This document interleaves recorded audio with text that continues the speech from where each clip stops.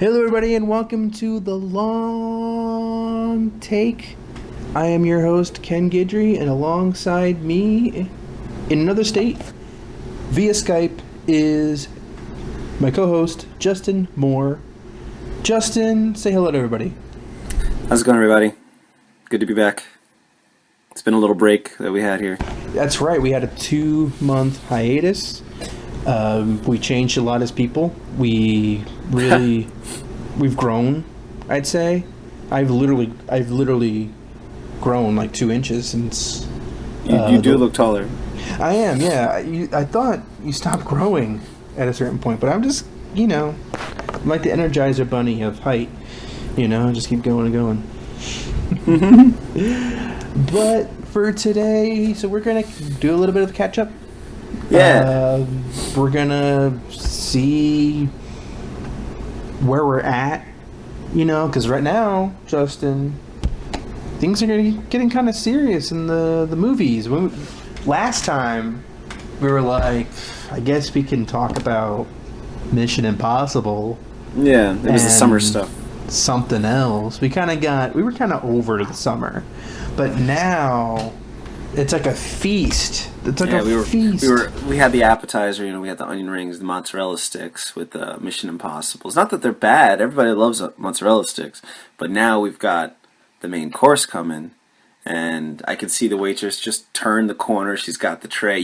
That's for you. Mm-hmm. And it's like, all right, give it to me. Give me that. I'm hungry. Give me that. Yeah. Give me that main course. That's what you say to them, right? That doesn't freak them out at all. You're like, give me that. Like, get away from me, creep. And you're like, I'm just proving a point. I really like dinner. But, and of course, we're also celebrating our 1-year anniversary of doing the Long Take. It's like, it's pretty much a year by this point. Yeah. I remember we were just little tykes talking about our favorite movies. We didn't even know anything back then. We didn't know what. We didn't know anything. We didn't know if this was gonna work. I didn't know I was gonna be in grad school a year from now. If you would have told me like episode 1, hey Ken, you're gonna be in grad school, I would be like, Justyn, fuck you. Why would you? Why would you even say that? Why would you even say that? You just jinxed it. You jinxed it. But you would have been right. And then like a year later, I would have been like, Justyn, the damnedest thing. You were right. And if I would have told you got a completely different job, or you're living in Morristown, New Jersey, and you're going to be living in Morristown, New Jersey, you would have said, that sounds like a pretty feasible, practical. I could see that happening. Yeah. I mean, sure. All right. No. Actually, yeah, you're right. I mean, that does seem. Been dating this girl for a while, so it makes sense that we would move in together. But what if I said that to you and you kind of got freaked out? You're like, wait a minute. Oh man, this is going to be way too fast. It's like my life's been decided already. Yeah. I'm gonna completely change course and move to freaking Switzerland. Yeah. I don't know. Leave the country. If you know what your future's gonna be, do you want to live at that point? Shanna would come up to you and be like, did he tell you what he was thinking? Why would he just up and leave? Well, I don't know. I told him the truth about his life, about his future. Told him what's going to happen. Yeah. But you know what? We have a lot to look forward to during the fall. I mean, I've seen a lot of movies since we last talked. A lot of movies in the theaters. I know you must have seen a bunch too. We'll get into. I'll talk about the movies that I've seen. We'll try to talk about the movies that you've seen, but Justyn, we don't have all night. All right. Well, look, I haven't made it a point to go see a movie once a week. I have a pretty demanding work schedule, and unfortunately, it's in the evenings that I work. And usually, when people go to the movies, they go to movies. And you get what I'm saying? This is true. I really only have the weekends, and unfortunately, I've just had plans every weekend. I've had plans, been doing activities, going to festivals. I have seen quite a bit of movies. I make it a point to go. I don't say I make it a point. It's just that when I see a good movie in theaters, I want to go see it. And you know what? I have a son. Yeah, man. I have a wife. I'm in grad school. Yeah. I'm a journalist sometimes. Yeah, I got a lot of things going on my plate too. But I still saw quite a few movies since Mission Impossible. You know what, Justin? I've decided. I'm coming up with a new segment for this podcast. You ready for this? I'm ready. So it's going to be great.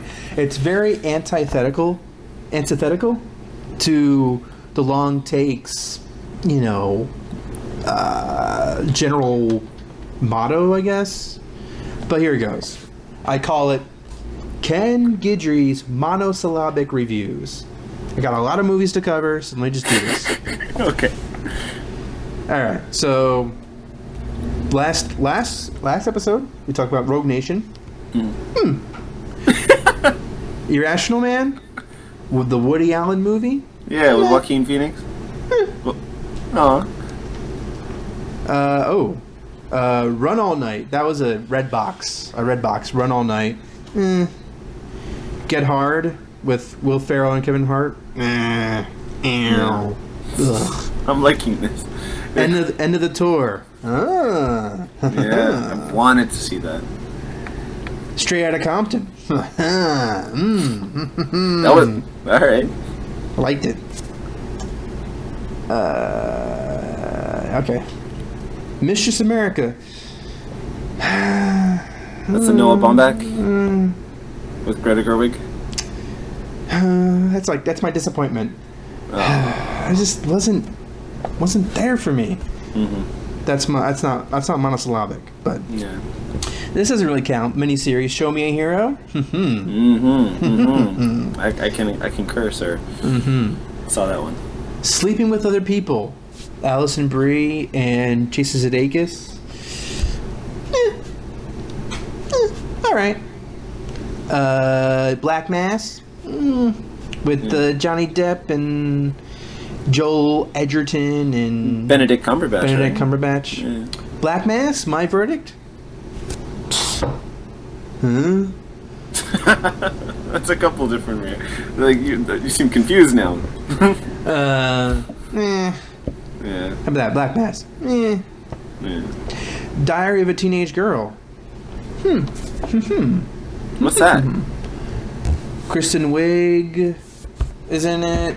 Alexander Skarsgård. It's an indie film. Okay. It's about this 15-year-old girl who explores her sexuality, and it's set in the 70s in San Francisco. Okay. It's really good. I got that from your monosyllabic review. And by my I guess sometimes I feel like I have to explain my monosyllabic review. With that one, it was like I wasn't expecting it. I wasn't really expecting all that much, and yet I was still really happy with what I saw. It's like right now, it's in one. If we did our end of the year lists, that would be my top 10 right now. So you went out to the theaters to see that? Yes. Cool. I saw it in theaters. Sicario. Let's wait. We'll talk about that. We can actually talk about that. We can use more than one syllable for that one, right? Queen of Earth. I liked it. I liked Queen of Earth a lot.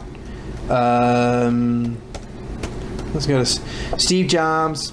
Oh, that's a bummer. But here's the thing. I'm pretty sure I'm the minority on that one, and I really hope you see it because I think we could have a really good episode on that one. Yeah. I think that could be a really good one. So don't... It'd be nice for us to be kind of conflicted for a change. Exactly. Yeah, that'd be great. Yeah. Yes. All right. And then finally, The Martian. Yeah.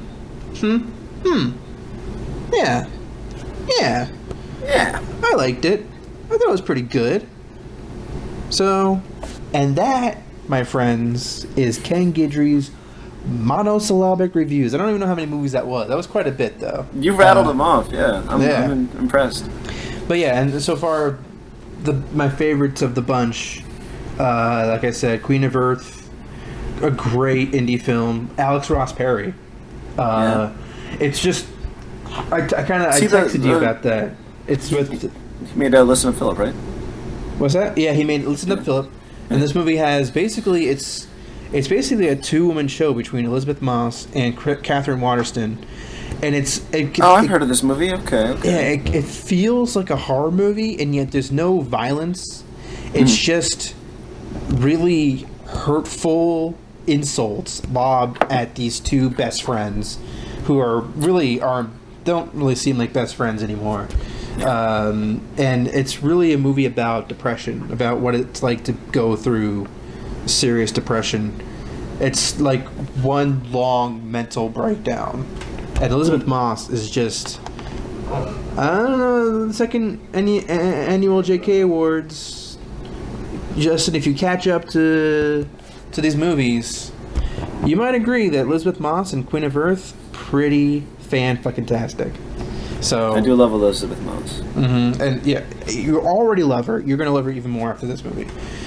Even though she is kind of a hateful bitch, you'll still love her.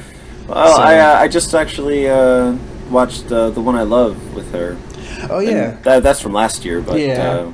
You can talk about that. And she's in Listen Up Philip also. Yeah, she is. So, yeah. But, so, what have you seen since our last episode, Justyn? Has it really just been Sicario? No, I saw The Intern too. Oh, right. What else have I seen? That was like my double feature day. Did you see anything like on Redbox or Netflix that came out this year that, is now out on home video, which doesn't really mean anything anymore, but you know what I mean. Yeah, right. I mean, I watched Show Me a Hero. Miniseries? Yeah. Great, you mentioned. I really liked that. But, I have not been to the movies as much as I wanted to. But now that it's getting to that time of the year where it's kind of vital, especially for, what we do, I gotta go. It's like an obligation. And I live right next to a theater, so... Jesus, dude. Next to a theater? So I just have to make it a point. Like, now it's the weekends. On the weekends when it's cold, there's nothing else to do. Go to the movies. That's true. It's not summertime anymore. Tomorrow, I'm going to be seeing Room. Okay, I was just reading about that. Yeah, Brie Larson. Yeah. And William H. Macy. Yeah, that looks really good. But this weekend, other than that, you have Bridge of Spies and Crimson Peak, and then Beast of No Nation on Netflix today. So that's unbelievable weekend with right Idris now. Elba, sweet. Yes, it comes. If you have Netflix, you can watch it. So there's really I think everybody has Netflix at this point. There's no fucking excuse. Yeah. Sorry. I shouldn't have said that. It's okay. Got thick skin. Other than that, Steve Jobs comes out wide next Friday. And I really hope we can talk about that one because I want to talk about it. It's like, I'm not one of those people... I mean, there's some movies where you're like, it sucked and I don't want to talk about it. Steve Jobs, it's like, I didn't like it. And I need to express why I didn't like it. It just... Okay. We might... If you're up for it, we might talk pretty soon, because I want to see it definitely Sunday. Okay. We can probably talk Tuesday. Can't talk Monday, but Tuesday. You know what, Justyn? I might be up for that. Yeah? That's amazing. Huh? I might be up for that and everything. Right on, dude. Right on. I almost I'm looking at like the schedule for November. Yeah. I think we'll probably wind up talking about Spectre, but I kind of want to see how much we wind up hating the Peanuts movie. I have no interest in seeing that. But isn't Peanuts like a pillar of both of our childhoods, kind of? It is, because we grew up watching like the dated holiday specials from like the 70s, right? Mm-hmm. The cartoons. Mm-hmm. Do you remember that one Peanuts special where they're like doing a raft race like down the river? Yeah. Yeah, like that's what I'm used to, and like the sad Christmas tree and the. That show had real emotions. It did, man. It allowed sadness to exist, which I loved about those cartoons. Being a kid is sad. But was it a show or was it just like occasionally? Hey, it just had specials. Yeah, it wasn't really. Remember the one with? I'm sorry, but this is just about the Peanuts now. But I do this all the time. Like just randomly when Snoopy wasn't allowed in the library or whatever because there's no dogs allowed. Yeah. Like I don't even know anything else about that I don't even know if it was an episode or special. Just call it. Pick a name for it. Snoopy wasn't allowed. Specials. Specials. It was Peanuts specials. Mm-hmm. So, yeah, we grew up with that. And now they're making this movie, and I don't know. I think it's bound to disappoint us, but kids will love it. Do we have to change everything in the past and shift it so that it fits the new attention span that we've really cultivated ourselves? We've made kids have this short attention span, mm-hmm. And we've just kind of kept going down that path. You know, it's not like these kids are born with short attention spans. We made them that way. You know, you think that kids would get bored watching like the monotone way that like Peppermint Patty would talk or something, or Marcy is her friend, right? Like, you know how she would. I think all the kids kind of talk like they're kind of bored, you know? Yeah, that's the whole point. That's the whole fucking point, man. And these kids, yeah, it's totally different. Like the way Charlie Brown's talking, there's no inflection in his voice, mm-hmm. But now there is. Now he's like. It's like they've reinvented him. Mm-hmm. So I don't know. I'm curious because I'm naturally curious about these things, but man, maybe it's not right to do a half hour on just hating something so much. But we did Jurassic World, so, so fuck it, man. We can make it a seasonal thing. Mm-hmm. Yeah, but. I hope that I hope his family is involved, because that's like a legacy altering thing. Like if this big movie comes out for a whole new generation to learn about these characters and stuff. Because comics are dead. I mean, ABC does show like Thanksgiving specials, Christmas specials every year. Yeah, it's true. You gotta give them credit for that. Yeah. So I don't know, but I don't think kids will care that anything's changed. Kids aren't going to care. What's the demographic for this movie? It's probably like really young kids. I would imagine. I would imagine it'd be about like under 10, like under 8 maybe. Probably, yeah. I would say so. Maybe under 11 or 12 before middle school, most likely. Yeah. Although I remember, like if I was 12, I mean, I still enjoyed the Peanuts. I still enjoyed Peanuts, but like.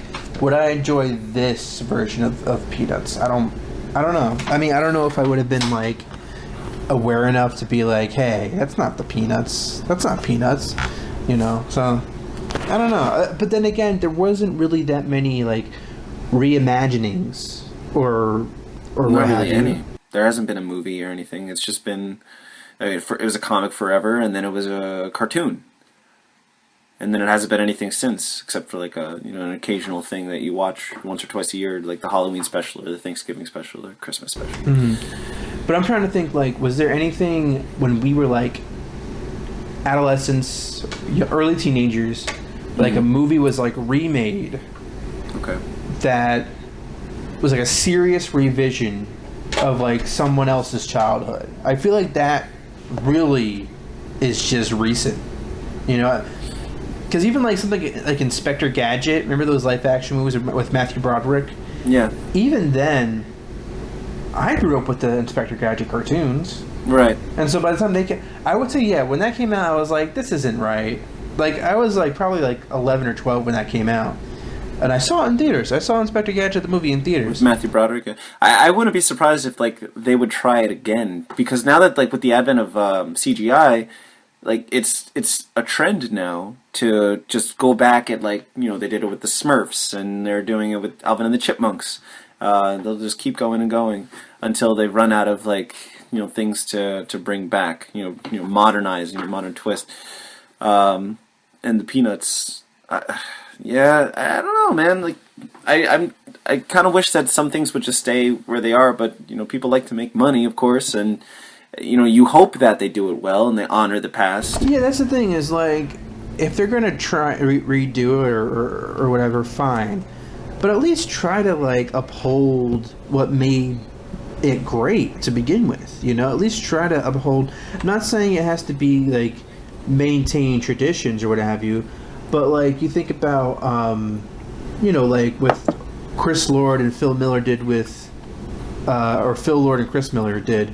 with the Lego movie. Yeah. Like, I mean, you didn't have any like characters from the start with. They were able to kind of start from scratch. Mm-hmm. But what I'm saying is they were able to allow older people to appreciate Legos maybe a little bit more. Maybe they forgot just how much they enjoyed it. Yeah, that kind of worked for me. Yeah, because I used to play Legos as a kid. It kind of reminded me of that. And they kind of made kids more enthusiastic about Legos than maybe they were at that time. I feel like the movie was so successful in like bringing Legos back into the forefront of like childhood consciousness. You know, yeah, this thing with Peanuts makes me wonder, like, if he were still alive, would he be cool with this? I don't think so. I don't. This does not seem to fit.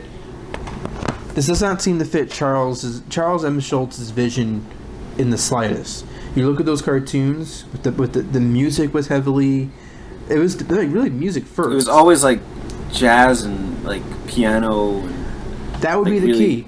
If they heavily use, that'll be the first key to know what kind of movies this is going to be. If you start watching that movie, and you hear like the sad piano music or what have you, or like just if you could tell that it's very musically intertwined. You know what I mean? I don't think it has to be the same exact thing, but it should be it should still retain some of that initial magic. That's all I'm asking for. Maybe, and this is really optimistic, but maybe they realize that kind of stuff is not going to pop to a kid watching TV seeing that commercial. Mm-hmm. So they're going to use like the, never mind, because kids don't listen to The Who either, so I don't know. But I was thinking like maybe they're trying to snare them in, and then once they get their butts in the seats, then they'll see it. I mean, like even like Baba O'Reilly, like what does the phrase teenage wasteland have anything to do with the Peanuts? They're not teenagers either. They're still little kids. Yeah, they're like 9, 10 years old. Yeah. Teenage wasteland. They're all wasted. No, they're not. No, they're not. They're all intelligent young kids. That's what was so like fun about them. They spoke like adults. Mm-hmm. They had like really good vocabularies. I don't know. They said words good. They said words good. All right, Justin, what do you think? Should we take a break and then talk about Sicario? Why not? That sounds like a good idea. Great. Let's do that then. All right, we're going to take a little break now, but when we get back, Ken and I will be reviewing Sicario. So stick around. We'll be right back. You're listening to The Long Take.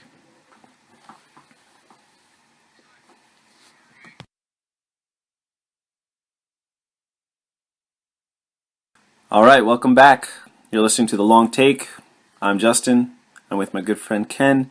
And on today's episode, we are going to be reviewing Sicario. Right now, Ken is enjoying a delicious-looking brownie. It's pretty good. That I get to watch through Skype. Oh, taking a big old bite. Get some. Oh, yeah. So there's no way to segue eating a brownie into Sicario. No, never mind. That's too much of a stretch. Speaking of brownies, speaking of eating, no. Brownie begins with a B.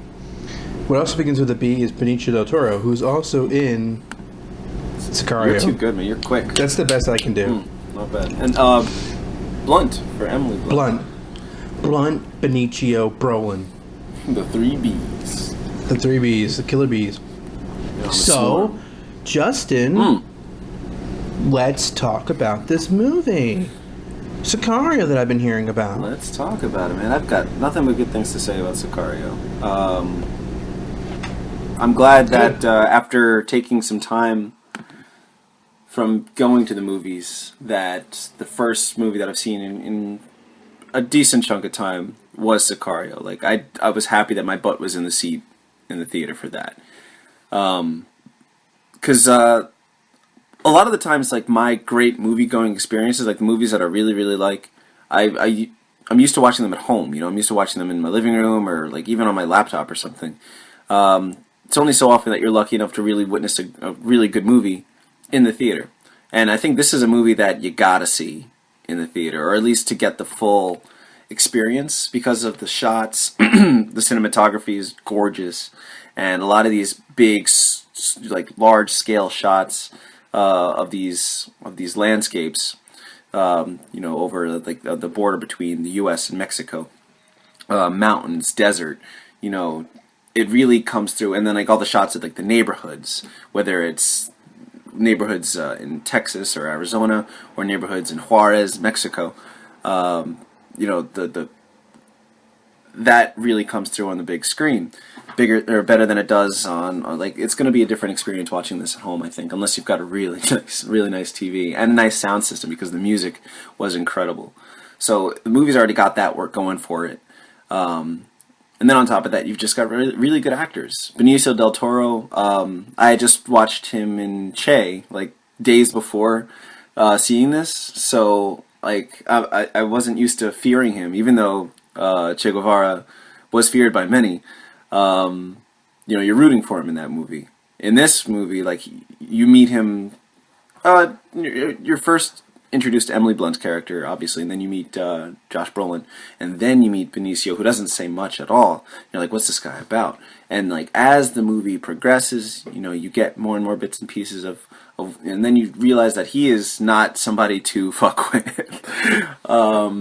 Josh Brolin was delightful in this movie, even when he was being an asshole. Is that milk? To go with that brownie? Nice, yeah. Nice touch. Milk. and no, I just noticed like that must be satisfying. Satisfying like Emily Blunt's performance, who really just spot on as this. It's just so distracting. Really spot on. I'm done. Just really good job at playing this person who who does what she does every day and really believes that she's doing something good and wants to do good. Like they present her with this idea, like, all right, you're kicking ass at what you're doing. Do you want to get the guys responsible for what's going on? Like the stuff that you're doing, kicking down doors every day, like you can do that. That's never going to go away. Do you want to get the people that are behind this crap? And she's like, hell yes. And she's like the only woman in this big macho man's club.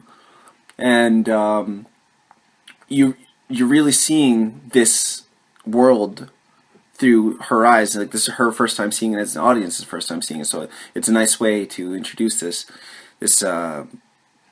completely fucked up situation where like it's kind of like the Wild West, where like there are no more rules. We're just going into Mexico, even though we don't have jurisdiction over there, and we're causing mayhem over there because they're causing mayhem over here. And I don't know. It's just really it was really educational for me because I had heard about the cartels in Mexico and how they, do terrible things to people, leave decapitated heads on the sides of the roads and stuff like that.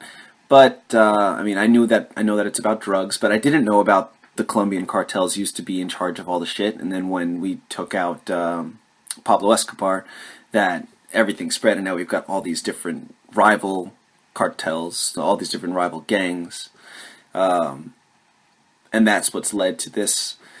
So it was really just really interesting and profound. A lot of the lines, like Brolin's line at one point during the movie, talking about how like this is the way that it has to be because 20% of the population likes to put this shit up their nose. Just see it because it was great. Mm-hmm. Well, you definitely covered a lot of ground there. Yeah, I'm just kind of kept rambling. Excuse me. No, but I agree. Sicario is easily one of my favorite films of the year. Maybe one of the best. And it kind of came as a surprise to me just how much I liked it. Because I kind of touched upon this with you when I was driving a few weeks ago. I was talking to you on the phone, because this is a really great movie from a director, a really solid genre director, and Denis Villeneuve, and what limits him and what makes him a great director and what also limits him actually works in his favor here. I felt that Sicario is kind of straightforward in its approach, And yet what Villeneuve had is a script that, despite its straightforwardness, it can't help but be layered. It can't help but leave you with questions, more questions than answers, just because of the nature of these Mexican cartels and the nature of the U.S.'s involvement in this drug war. And I think what the movie does so well is it doesn't pander. It doesn't pander to the audience. At least I didn't feel that it pandered to me. And it doesn't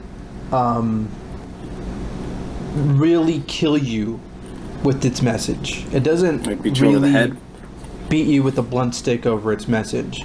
At least I didn't. Again, at least I didn't feel like it was beating me over the head with the message, because I was too riveted. I was too into these characters, and I think that's another thing this movie does so well, is that it pays really good and close attention to character. This movie is really more about character than it is about what it's trying to say. Message, yeah. Because it's really trying to explore Emily Blunt's character and the way she kind of gets tricked, really, into doing this work. They don't really want her to be involved. Josh Brolin's character says repeatedly, just absorb it. Just be a sponge. There's a reason why she's a relatively new cop. There's a reason why they're hiring someone that's relatively new in the force, because they don't want someone that's really seasoned trying to, like, that's why they didn't want to hire the lawyer, the other her partner who was in law school. As Josh Brolin says in the movie, no lawyers on this one, right? Because he didn't want anyone asking too many questions. And like once they finally, he was the one who was like, enough, let's find out what the hell's going on, because she was just riding with it to the point where she was just like, all right, this might, I might need therapy because I'm here, but I'm not going to ask any questions. Like, she was just going with it. Yeah, I think it really, she's overwhelmed. Like, what do you even say when you're, whether you're a man or a woman, what do you say when you're tagging along with these guys, and you're seeing what Emily Blunt's seeing, and you're kind of being opened, your eyes are being opened to this world. Keep in mind, Josh Brolin's character, what did he do before his involvement in the drugs in this drug war? What was his character doing before that? He was in the war in Afghanistan. This is a guy, or the Iraq War. This is a war veteran, who's used to being in these types of occupations. So when he entered the scene, when he joined the CIA or what have you, or however exactly it happened, and he saw what was going on in Ciudad Juarez, he might have been like, "Wow, this is crazy," but he wasn't. His eyes weren't like open, like, "Oh my God, this is nuts. Something must be done." Right. It was more like, "I'm back in the shit." It was like his way of being back in, kind of like in the battle, so to speak. You know what I mean? So, and then you have him, Iraq War veteran, or Afghanistan. I can't remember which one exactly. And then you have Benicio del Toro's character Alejandro, right, who of course comes from the Colombian drug cartels. Yeah. And he was also a lawyer, or he said he's a prosecutor. I don't know if that's really true. I think that was just his cover.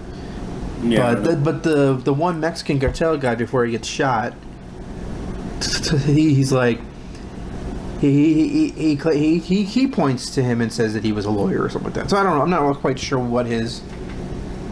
All we know is that Alejandro, he's really out for revenge, and that's why he's joined the side of America, because they both agree that they want to take out the Mexican cartels.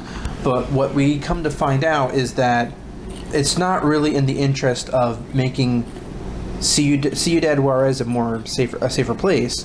What they really want to do is just give the control of the drug game to a cartel that will be easier to handle than these warring Mexican cartels. Right. That's some what order, they were some really semblance of like order and structure, like it used to be. And even if you don't necessarily buy like everything that this movie sells you, it still is an interesting allusion to, you know, just the idea of America, like us going into an occupation and selling the American people on a reason, a really good, wholehearted reason why we're going into why we're doing this. Yeah. We gotta do this because we gotta free these people. You know, they're in terrible way. We gotta go to Iraq because have you seen what Saddam Hussein does to those people? It's awful. Yeah. We gotta fix that. We gotta change the world. Yeah. You know, that kind of rhetoric. And then what you come to find out is the actual reason why we're there is not anywhere near what the American government is selling. You know, and I think that's what Sicario. I think that's the greater point. Sicario is that there is what you're trying to sell to people, and what you're actually doing. Right. And I that's what really hit close to me. That's as you were saying when you're talking about Iraq, or like being sold on the Iraq war. Like that's kind of what I appreciate about this movie. You know, I was thinking about that as you were saying that like this is the war on drugs, and this is something that's been going on now since the 1980s with the Reagan administration, and on the news or something, like, you know, or, you know, somebody who's a little more naive who thinks that, you know, America's this great country and we're going to stop them because, you know, we have, we're the right ones here. We're going to go, we're this established country. We're going to go in there and stop this from happening. These terrible things. They cut people's heads off and stuff like that. Like, this is what they're selling you. This is what they're telling you they're doing, and then showing the side that what's really going on. I really appreciate stuff like that, to the point I mean there are other movies that do this, obviously, but at this point when I see something like that, like it doesn't even really surprise me anymore. I was like, of course, you know, the CIA is being dishonest to this poor really grunt. Like, she's just a good soldier, you know, and they're taking advantage of her. And it turns out they're really just using her, right? They're just using her because she gives them but she basically gives them credence to be able to go out of country. Right. Like, they need an officer with them to allow them to enter a foreign country, or to enter Mexico, more specifically. They're just using her to be able to conduct their work out of country. That's it. And I don't want it to sound like I like that it's kind of showing America's ugly side, or that it's anti-American anyway. I don't think that's the case. I like that it's a little more. It's like, you know, as Americans, we look down on Mexico. You know, those Mexicans want to get into our country. To say, you know, paraphrase some politicians running for office right now. But we're really not that different. You know, they've got their methods, we've got ours, and now we're like stooping down to their level instead of, you know, doing what we've been doing in the past, doing it the right way. You know, things like jurisdiction and you know, it's kind of like Denzel in Training Day. Like, warrant, I don't need a warrant. I'm just going to go into your house. Mm-hmm. You know? If anything, what Sicario is to me is more like an update of Traffic. Yeah, it made me think of Traffic. Because Traffic came out right before 9/11, right when, like, the war on drugs was at its, like, peak, you know. It was our main point of attention until the war on terror. Once 9/11 happened, the war on drugs took a back seat. At the end of Traffic, was it kind of grim? Was it kind of bleak? Yeah, it was a bleak ending. You know, I mean, Benicio del Toro's character in that movie is just watching a baseball game, and just, you don't really get the sense that this is ever going to end. Mm. But where Traffic still kind of has, like, the sense that maybe this is a war worth fighting for, if done the right way. Yeah. You know, like if we could do this the right way, maybe we can we can make a difference.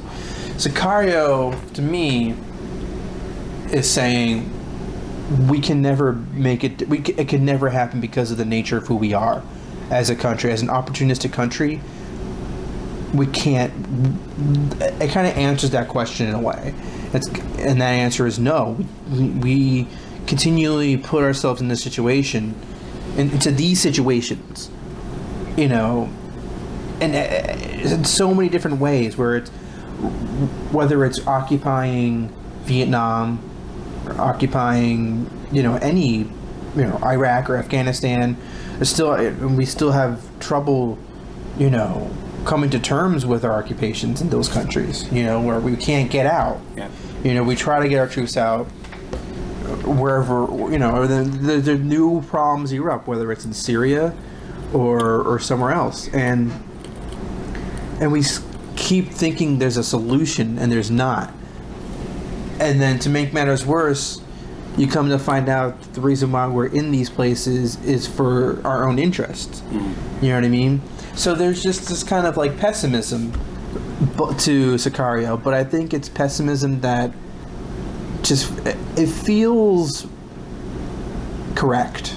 You know, in the end, it feels correct. It feels like it's something that needs to be said, you know, about the state of our involvement in these types of conflicts. Yeah.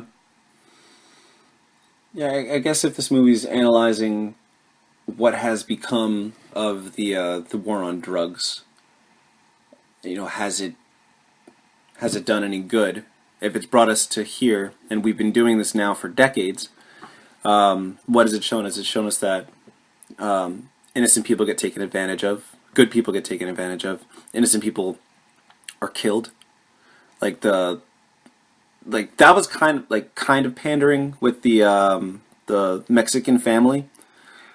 But I'll let that slide because it worked. Yeah, it meant well. Yeah. You know, like. But yeah. You're seeing this side of what it's like on the other side of the border. Like these people who are just caught in the crossfire, and you know that something bad is going to happen. He tells the boy, you know, don't touch the gun. Like, you know, he's going to die. But you like at that point, you really don't want him to, because he's just like this kid's father, you know? So yeah, innocent people get hurt. That family, those two kids, I mean, they have no control over what their dad does or why they're so rich. And in the end, the last shot it kind of hit me, you know, it's powerful because here they are, like, they did all this stuff. Now this kid has no father, and his mom's taking him to the soccer game, and they hear like just warfare going off in the distance, and like things haven't gotten better, they've gotten worse. You know? And who's to say that those kids that are playing soccer aren't going 15, 20 years from now, either they're going to be dead or they're going to be in the midst of that warfare. Yeah. You know, like it's a cycle, because his father dies, and when he finds out why his father died, maybe he gets his revenge. It's just a cycle of revenge. I think that's kind of an interesting thing, right? Like revenge breeding revenge. You know, this is kind of a different point, but like, you know how Quentin Tarantino talks about making Kill Bill Volume 3, and you know, because in the beginning of Kill Bill Volume 1, Beatrix kills Beatrix kills Vivica A. Fox's character, and it's her daughter that in Kill Bill Volume 3, theoretically or hypothetically, the daughter would be old enough to want to come and kill Beatrix. Yeah. Right? So it's a cycle of revenge. That's kind of like the idea there, is that, you know, you can have your revenge, you know, you can kill, but whoever you're killing or whoever you're hurting along the way, they're going to want to come and get you. Yeah. And then whoever they hurt along the way, you know, whatever family member or what have you, they're going to come after them. It's just a never-ending cycle. And so that's kind of like you know, another interesting take on that cycle of revenge, because again, it just doesn't feel like it's ever going to end.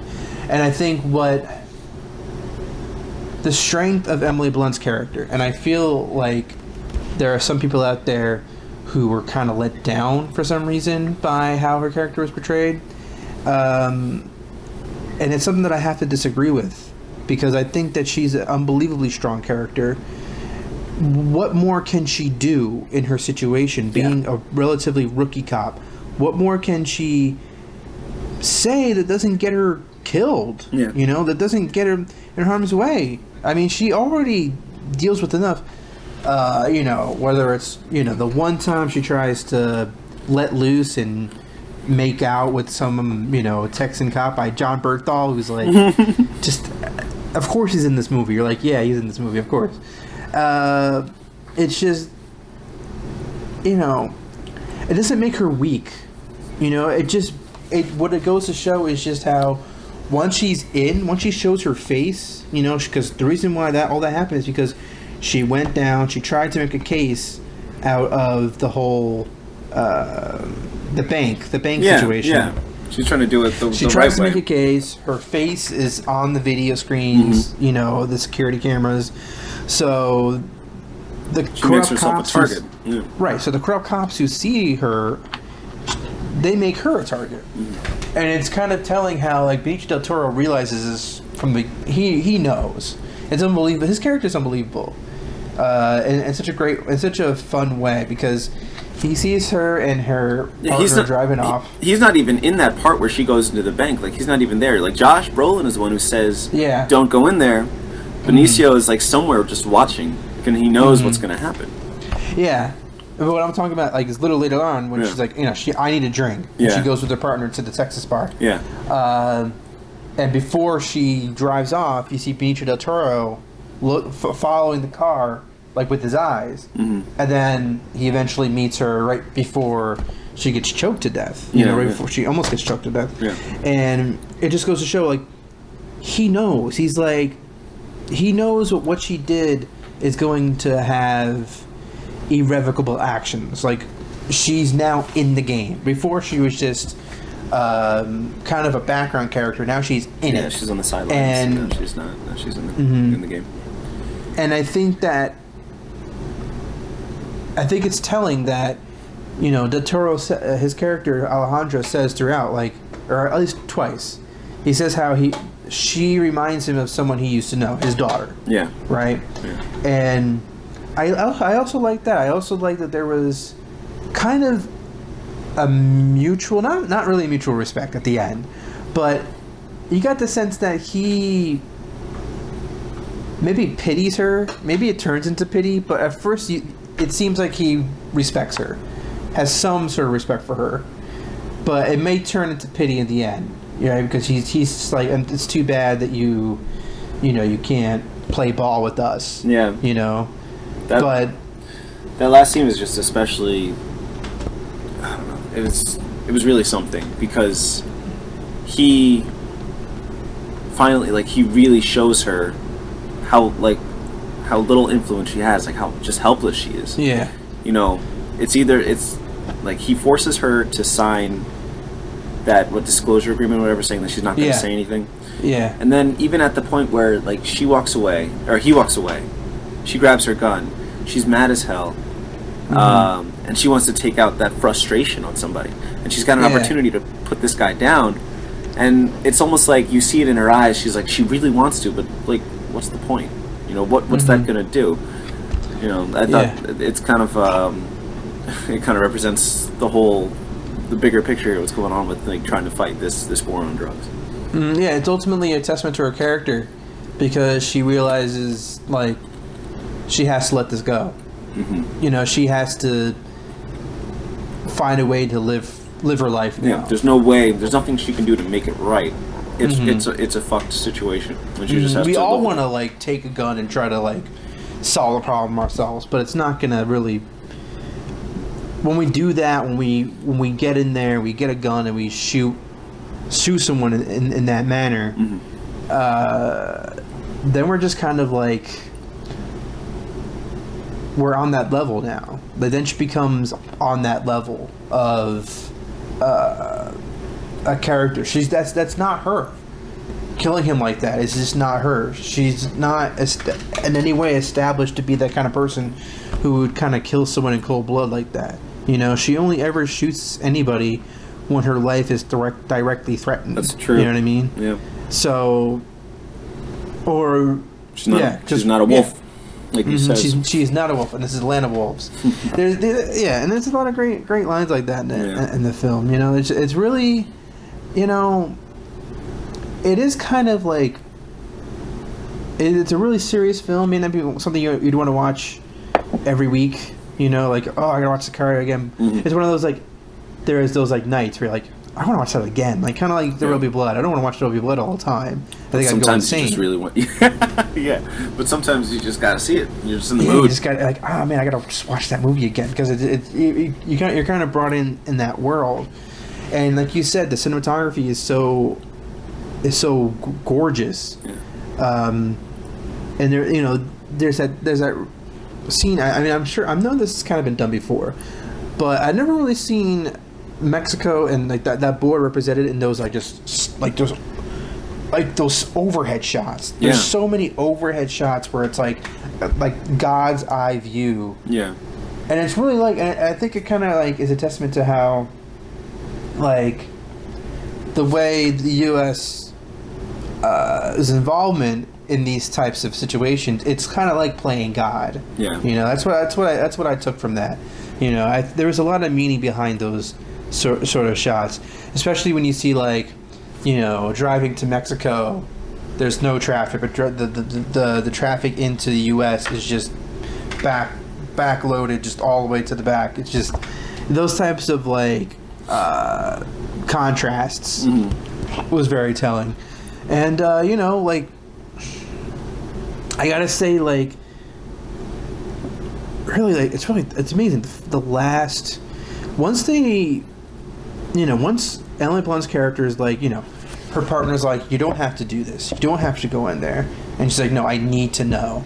You know, I need to know what they're doing. You know, because I like that line because I think that she's already gotten this far with these people. Yeah.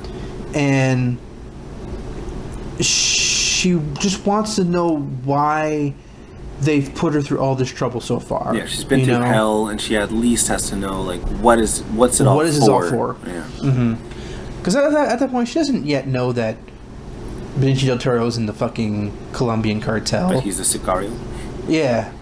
So, like, and that's what she comes to find out. Like, just how fucked up are these people? She just has to know. He shoots her.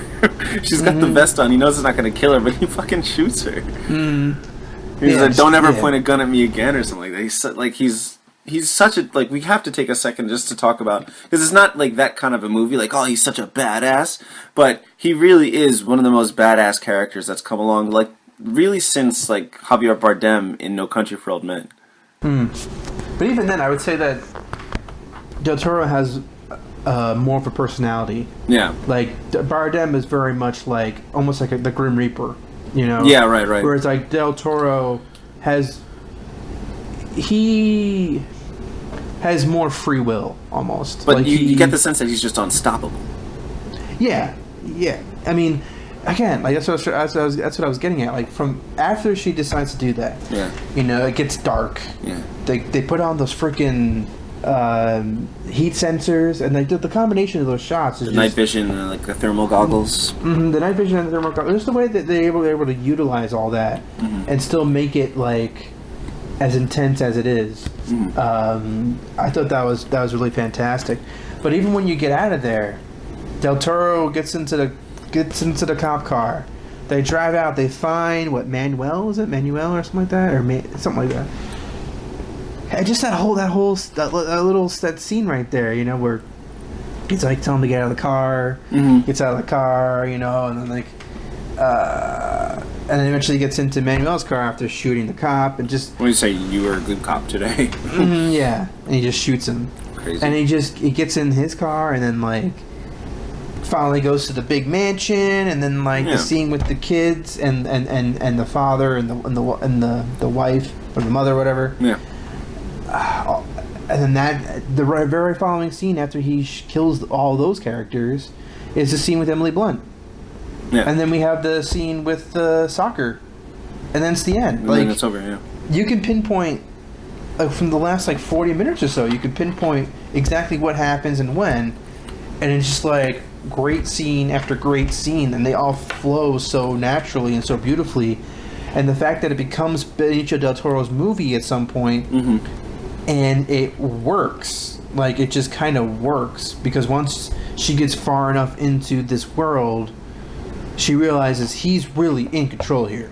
That's what the movie is really leading to, is who's really in charge of this? It's him. It's the Colombian the guy who cartel. knows this world more than anybody. And, this movie could have done what, made it more cliche where, she, through her virtues and ideals, is able to overcome it and, stop the bad guy or something like that, or, maybe have some kind of positive influence on this ugly world. But I like that, the movie says, no, you are going to be scarred for life because of what you've seen. You're not going to change this. It's going to change you. And when the movie shifts to Benicio, who knows this world, it works. It worked for me too, and I can't imagine why it wouldn't work for somebody, because it I guess people had a problem with the way that it shifted away from the woman's point of view. I think they had a problem with the way she was portrayed. I think some thought that she was too weak. And a lot of people were commenting on the fact that she was the only female character in the movie. That was a point of contention. But I thought that was the point, is that she's she kind of gets involved in this this man's world. There's a man's world. The fact that she's able to keep her femininity, I think that's an important thing. I don't understand why, when you talk about portraying women on film, portraying a strong female character, what does that exactly mean? Does that mean a sexless fighting machine? Is that Sigourney Weaver in Alien? But even Sigourney Weaver, at least in the second one, she's a mother. Yeah. She's still attached to her femininity. That's what makes... I feel like that's what makes stronger characters. That's what makes stronger female characters. There's so much more to play with, because, they say that, well, when it's a man, they don't have to be a father, they don't have to have kids or whatever. And that's true, but that doesn't make it better. Just because male characters are portrayed in a different way doesn't mean that they're better character. That's the way it should be done. I think that when you have a female character and she is a mom, or she plays into her matronly instincts, or whatever it is, or her maternal instincts, or she wants to have sex, or she gets emotional, or whatever it is. I don't think there's anything wrong with that. I don't think that makes a female character weak. Compared to Jessica Chastain in Zero Dark 30, where she's just a work-obsessed, sexless, and she's one of the few women in that movie too. But it's different, where she doesn't have any moments where she lets her guard down. Where she goes to the bar to meet a guy. Well, not with other people, but when she's by herself, she does. I mean, that final scene where she's in that giant, the back of that helicopter, and she's just crying because that's the point, though. She's devoted her entire life to finding Osama bin Laden, and what has that done to her? Did that improve her life in any way, or did it ruin her life? I mean, now what defines her? She's in her early 30s, and what is she going to do from here on out? Her purpose for the last 10 plus years is gone. That's what I felt like Zero Dark 30 was about. And I feel like it really wasn't necessarily even that Jessica Chastain represented a woman, or represented the CIA or whoever. I really felt like she represented America, or just the constant search for Osama bin Laden. And now it's done, and now we're just sitting there, and it's now what? No, it's is it really over? No. You know what I mean? And I think we've talked about that when we were talking about our top 10 films of the decade. Mm-hmm. But but yeah, I feel like 0 to 30 and Sicario have some similarities. Obviously like the night vision and stuff like that. But those are two very different characters. Yeah. One knows her shit. Right. Jessica Chastain knows her shit. Yeah. Emily Blunt has no idea what she's getting into, and it's both. Both stories are valid, equally valid. That's my opinion on that. I just don't understand why. I think it's perfectly okay, like, because I'm studying screenwriting in grad school right now, and so when I'm writing a female character, like, the idea that I have to have, like, there has to be like guidelines. They could say this but not that. They can do this but not that.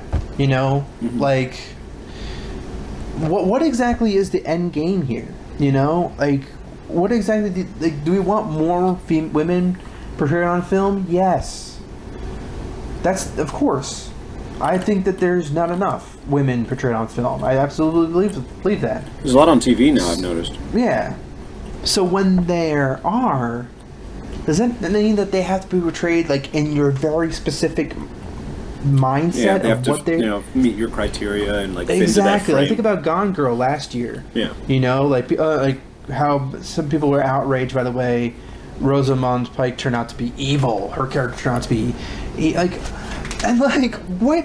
Like, how many of that type of character comes along? How often does that type of character come along? Never. Mm-hmm. That's a one-of-a-kind character. There's been other femme fatales, but this is fucking on a different level than that. Yeah. There's a whole different level than that. So I just, that's a wonderful character. Emily Blunt in Sicario is a wonderful character. Jessica Chastain, even if she is, doesn't really have the sexuality to her, that's not necessary in that particular movie. Still a wonderful character. And you know what? I mean, if it serves the story, or if it doesn't really matter, if it's not needed, then that's not really. I don't really have an issue either way. But what my thing is, just because a woman in a movie has sexuality, that's not a weakness. Sexuality is a very cinematic thing in movies. Like, and if anything, maybe we should talk about this in our final segment, or something like that, because it's kind of interesting when you think about it. Because in Sicario, Emily Blunt's allowed to have some sexuality. She's allowed to at least try to have sex with this John Berthal character. Yeah. And I think what makes it so strong is that, like, even when she's just trying to relax and get a beer, because she's in this world, she still has to watch her back. Mm-hmm. You know what I mean? Mm-hmm. She still has to look over her shoulder. But I thought I personally liked seeing her be more sexual. I think that's a perfectly valid thing to display in a character, whether it's a male or a female. Yeah, because up until that point, we've only seen her in one mode, and it's screwed up that it is even something that we call into question or try to break down, because when it's like a story about a guy, like a macho main character, Indiana Jones kisses girls, you know what I mean? Like, it's just like nobody bats an eye because that's what we're used to. We're used to a guy who can sweep a girl off her feet right off into the sunset or whatever. But if it's like a female strong character, like, she's not allowed to be remotely feminine, or else, why do people have a problem with that? Yeah, I mean, there are, your typical masculine type, characteristics that you see in film, and your typical maybe feminine characteristics that you see in film, right? Yeah. But it doesn't necessarily mean that Well, when you say you want more women in film, that doesn't mean you want more women acting like men in film. I don't see why that. Why is that what we want? That's not what makes interesting movies. You know, like all the women in the movie act just like men, and that's what makes it better. Like, no, it's women act like women. Like, you want to see them act like who they are. You know, like if they happen to be macho, or if sex isn't their priority, fine. And if there's enough to them that makes them interesting, and they don't have to be sexual, because I know Jessica Chastain has said, like, she doesn't want to portray characters that are, like, overtly sexual. And I get that. I understand that. Because I think it's a matter of, like, not wanting to make your sexuality the only thing that's a part of you. That's the only thing that you're selling. I get that. But that doesn't mean you can't have any sexuality, period. You know, that's when you lose me, because it's like, why not? Movies in general are pretty sexless these days. Like, when you get a movie that's kind of like titillating, like, people freak out. I think we talked about this before. I can't remember what movie it was. We've talked about it. Maybe it was Under the Skin, but I remember it was a movie that, like, I think it was quite a bit of sex in it, and people were like, "Ooh, my God, sex!" You know what I mean? That you get kind of. Or maybe it was Gone Girl. I think it was Gone Girl, where people are kind of getting, like, you know, because there's, like, those sex scenes. I mean, of course, the sex scene with Neil Patrick Harris is kind of like, yeah, you can't blame anybody for that. But I mean, like, there's a couple of sex scenes between Ben Affleck and Rosamund Pike's character. Ratajkowski. Oh, yeah, Rosamund Pike. Oh yeah, and that other one, yeah, that one too. Mm-hmm. Like, I think people just kind of get squirmy about sex now. It's so crazy how, like, you know, Fatal Attraction came out 28 years ago, and that's a lot of sex. Michael Douglas in the late 80s, early 90s was like this pervy sex-aholic in every movie. You know what I mean?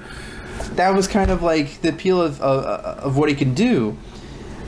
I just feel like we were cooler about that back then, and now we're not. We're very kind of prude. We've gotten really prudish over the years. You saying that about Jessica Chastain, saying she doesn't want to portray characters that are overtly sexual, got me thinking just about women in movies, going back to the beginning when women really didn't have any power in the movie making process, or, like, you know, what the women were really just there to look good, right? You know, when movies first started, like, we need a pretty girl, a pretty dame to get rescued by this main character, and then as time goes on, it starts to shift, and now it's like, what if, you know, the girl's like this macho badass, the girl can be the hero too? What a novelty! Like, so now it's been that for a while, and now that it's kind of like shifting back a little bit, not even shifting back, it's going to something different now, where it's just like human beings, you know, people with, you know, complexities and you know, having a gender and having you know, like, falling into what goes with being a woman, or what goes with being a man. You know, it doesn't have to be so specific. Like, it's not just like being that pretty face anymore, or fit, you know, or not being a pretty face. It's like, I think that's where we're going now, because, like, more characters like Emily Blunt's character in this movie. Again, I really don't understand, like, why people are flipping out or having a big problem with it. Because really, she just seems like a human to me. Maybe I'm not getting why people are getting upset. Just in the sheer amount of opportunities women get in movies these days, yeah, it's gone down since, like, classic Hollywood, or even, like, 70s American cinema, where perhaps you had some of the, like, strongest actresses back then.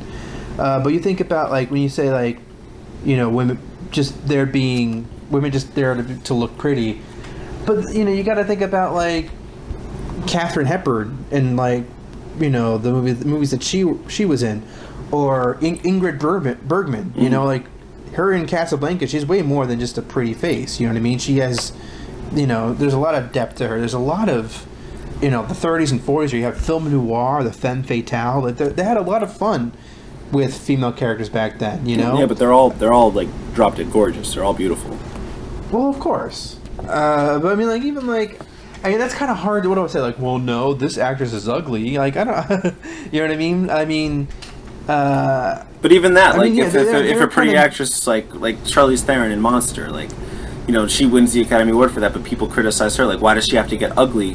Why are there no ugly actresses or something like But that? I mean, isn't that kind of like a catch-22? You either very beautiful, and you win an Oscar because you're beautiful, or you get ugly for a role, and then it's like, whoa, Yeah. look at her, like getting all ugly. What is that all about? You know what I mean? I guess you could say that towards the '70s, I think that women,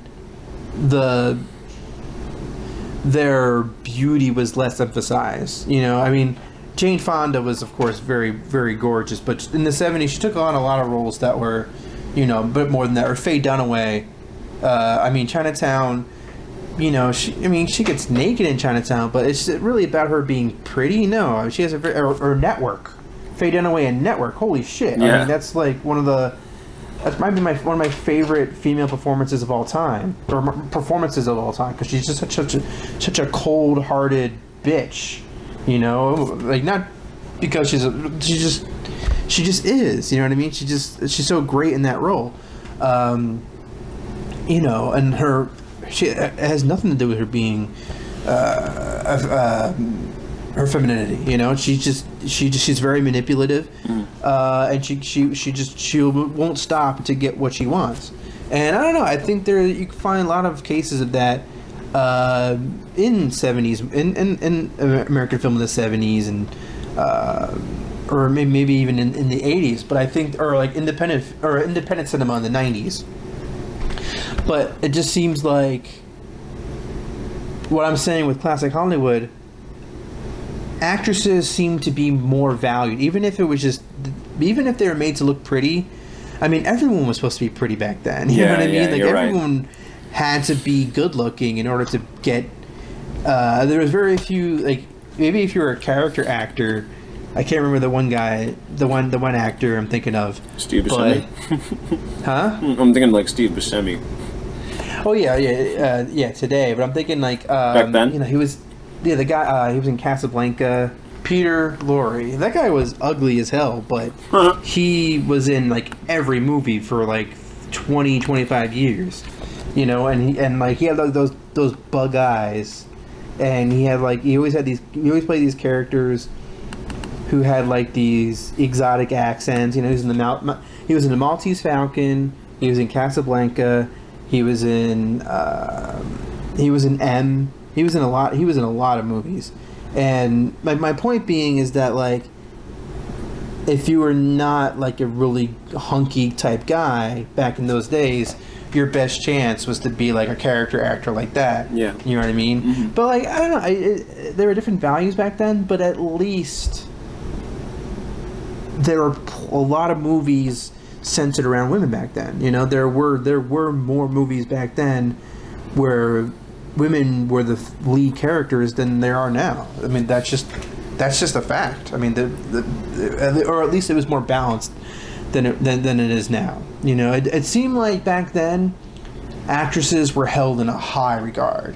Like people like Katharine Hepburn or Lauren Bacall or Ingrid Bergman. They seemed untouchable. Like you couldn't imagine being in a room with them. Like even now, you couldn't imagine like being able to talk to them because they were so. Dialogue was a lot different back then. How could you even talk to like Katharine Hepburn in 1945? I don't even know what would you say to her. You know what I mean? But like, and I feel like, that's one thing that you have to say about those types of films is that. The female characters, as pretty as they may have been, they are at least allowed to talk intelligently. They all had, they portrayed intelligent characters. And that's what I'm trying to say. It is interesting that there aren't as many women today that are like the main characters in stories that are like leading ladies. A lot of like even like Meryl Streep, obviously, but like Anne Hathaway. Anne Hathaway is an actress that we've seen a lot of lately, and she's got chops, but like the last movie that she's really carried herself was probably Rachel Getting Married. Everything after, or since then, she's been a secondary character. Even in Les Miserables, she wasn't the main character. Yeah. It's interesting that Jennifer Lawrence. I mean, obviously she plays the leading role in the Hunger Games movies. Yeah. But in Joy later this year, here's a drama, or like a dark. I don't know if it's a drama. I don't know what it's going to be at this point. But at least she leads it. Her character's name is the name of the movie. Yeah, it's you know what movie. I mean. Like it's her movie. You know what I mean. And I think she's one of the few actresses who could get away with that right now. You know, so. And I think that we're starting, at least in independent film these days, we're starting to see more. It's not perfect, and we still need more, female filmmakers, and we still need more diversity in filmmaking. Of course. Yeah. But at least we're seeing more female characters portrayed in film. I mean, you think of Sicario was one of my favorites of the year. Big reason for Fury Road's success is because of Furiosa. Yeah. That was a big reason why that movie was so good. That was a big surprise to a lot of people. Like, people didn't expect it to be more about her than Mad Max himself. Or if you ever get around to watching Queen of Earth, which is only $4 on video on demand, I mean, the two female leads take control over almost the entire film. Yeah. Or you have Ex Machina with Alicia Vikander, and Vikander is having an amazing year as an actress, a really breakout type year. Inside Out revolves around a female character. It Follows. I'm just looking down the line here, or Trainwreck, or Mistress America, or Spy. You know what I mean? And a lot of these have turned out to be very successful. And so I think the audience demand for these types of movies is high, and I don't think Hollywood's necessarily learned anything by any of this, but I think we are seeing, directors like Paul Feig, Judd Apatow, Noah Baumbach, etc. They're all at least, or even kind of Tarantino, because Jennifer Jason Leigh kind of takes the. Seems like I should say she has a pretty substantial role. She's the only girl, but she is kind of the only girl. Yeah, you're right. But or like Crimson Peak, which comes out this weekend, has Jessica Chastain and Maya Wasikowska. I just feel like or Carol, which is coming out, I think, later next month, with Cate Blanchett and Rooney Mara. Oh, okay. Yeah. And I'm hearing a lot of great buzz for that movie. But yeah, I just think that we are getting more. It's not perfect, but I think we are starting to see more movies about female characters with actresses made. Now, as far as actresses over 40, the age of 40, that's another completely different. That's a whole other topic of discussion. Yeah. So, should we? I guess we could just try wrapping this up now. What do you think? Yeah, let's try. Okay. Let's not. We can't even. We don't need a break here. Okay. So, Justin, what? So you like Sicario? What are you looking forward to from here on out? I want to see Steve Jobs this weekend, Sunday, hopefully. I'd like to see The Martian. I don't know if that's gonna happen. I don't know when I'm gonna see The Martian, because next weekend or the weekend after, there's gonna be other movies that I want to see. But yeah, up next for me is definitely Steve Jobs. Got to see that. I love Michael Fassbender, and I've been just following this movie for too long to not see it. It's been one of the movies that I'm really excited about, so I'm glad it's finally available. And it'll be interesting to talk about for sure. I wonder how I feel about it. I almost feel like it's spoiled. You're ridiculous. I feel like I almost spoiled what's next. It's gonna be interesting. It's gonna be interesting.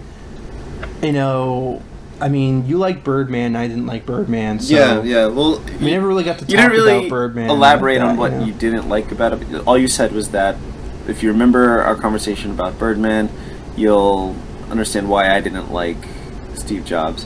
And I don't quite remember what you didn't like about Birdman. I just remember you didn't like it. I don't remember. remember? I don't remember Do we need specifically. No. We'll. You can remind me when we talk about Steve Jobs. I don't want. Okay. I don't want to be thinking about this while I'm watching the movie. I don't want to like. I don't want the next conversation to be about how much I didn't like Birdman, but I mean, I'm just hope like you do kind of understand why I didn't like it a little bit. Yeah. Just how self-important and smug it kind of is, and just how insufferable it is, and just yeah. Okay, I remember that. Yeah. Okay. I'm just making sure you so you're saying that some of that's in Steve Jobs too? It maybe Steve Jobs is kind of a self-important smug asshole. Huh. But I guess I gotta see this. But you know what though? I don't know. Maybe it's just me. Maybe because a lot of people really like this film. So who knows? And maybe you can refute my points, and I can see a new light. You know, I don't know. Well, I'm looking forward to the conversation. Well, it's really late, and I wanna, break off this conversation, and hopefully we'll talk about Steve Jobs. Steve Jobs soon. I think that we can safely say that'll be our next episode. Yeah. So look forward to that, everybody. We're definitely going to do it. We're not going to let you down. All of you. So let's wrap this up by saying for Justyn Moore and for me, you have listened to another classic episode. Fun-filled episode. The 1 year anniversary. Kind of. I feel like we should do like a clip show for the best of or something like that. I don't know yet. I'll leave you in charge of that. You've got the resources. Mm-hmm. You've got all the files. I do have the files. But yeah. I'm Kenneth Guidry. And I'm Justyn Moore. And you have listened to another episode of The Long Take. Good night, everybody. See you later. Good night, Chicago.